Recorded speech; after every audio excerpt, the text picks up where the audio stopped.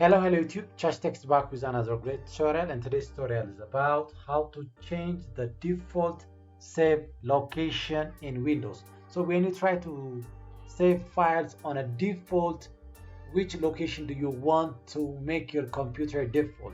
So in order to do that, just go here on the search bar, click on it and type here settings, and this steps will work for all Windows computer. So select setting, then after you select setting, just click on the system, and on the system you will find the option storage.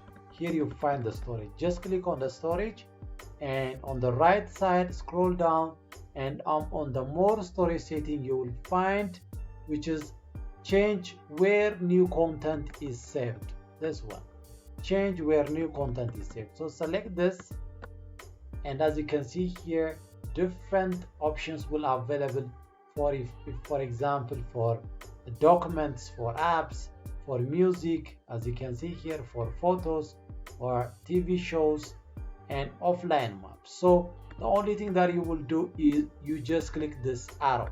In my case, I only have one driver, that's why it's not showing me lists of driver.